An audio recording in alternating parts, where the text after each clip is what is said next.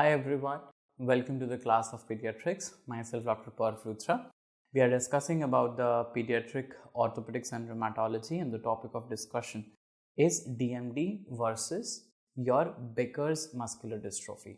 So you have got two things. One is called as Duchenne's muscular dystrophy and the other thing is called as Becker's muscular dystrophy. Now if you ask me, Duchenne's of course is the most important one. But I have intentionally kept Duchenne's and Becker's together so that in comparison you can remember the Becker's as well. So Duchenne's muscular dystrophy is, Duchenne is just like, remember like Dishum. So if you, Dishum is something which we don't like, okay. So it's a X-linked, we don't like Dishum cross. So it's a X-linked recessive deletion, okay, X-linked recessive deletion. And you are going to do Dishum or Duchenne's in a particular frame. So X-linked recessive deletion, or there is a frame shift mutation in DMD gene, okay, that is going to happen, and this leads to absence of dystrophin protein. So there is absence of dystrophin protein which is going to be there. Whereas Becker's, if you know, it's actually same thing, but there is a partially functional dystrophin. Dystrophin is not going to function properly in both of them. XP21-2 is the gene which is involved. So remember, Duchenne's is going to have the word di, Becker's is bi, to, all these things, these words you should know. So protein defect, I have told you no dystrophin. Here there will be reduced dystrophin which is going to be there. Duchenne's, again I have told you D for di is going to have what? Di is going to have this word 2. So that's going to have an issue, or 2 saal mein hi, in 2 years it's going to present. Becker's, on the other hand, if I just write Becker like this, it is going to have 5 words. So this is going to be 5 years of the span. Duchenne's, of course, smaller year, smaller age, more severe, is going to be milder. And what is going to happen? The child will not be able to ambulate, can't move properly. So since it is severe, it's in early teens, they are going to there will be less ambulation, no ambulation, and in 2030 they just die. Whereas Becker's will develop the symptoms in 2030 and in 40-50 they are going to die.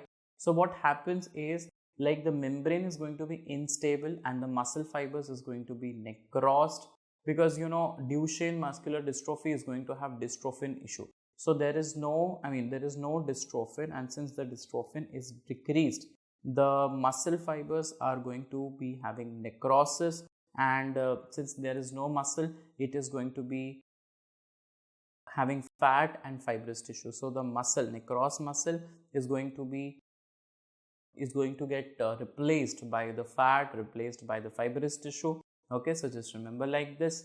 And of course, the major muscle, the main muscle, diaphragm, if it is going to get hampered, that's of course is going to be the cause of death.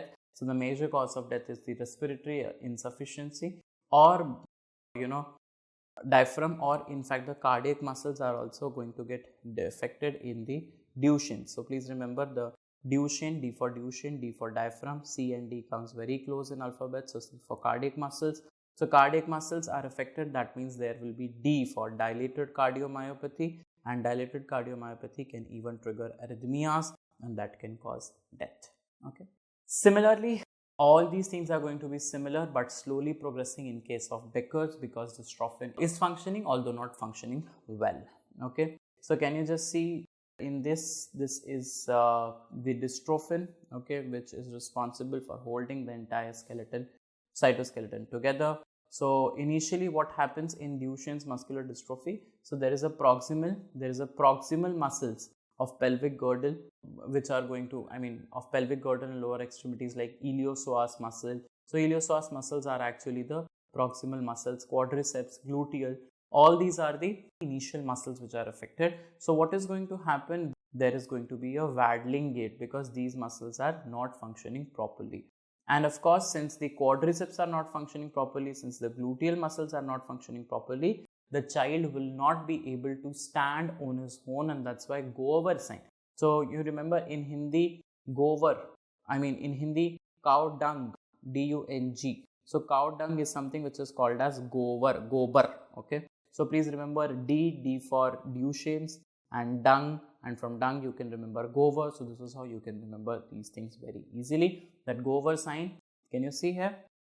Child is trying to get up by using what? By using the support, and there is a pseudo hypertrophy of the calf muscle which is going to happen. Now, why there will be a pseudo hypertrophy?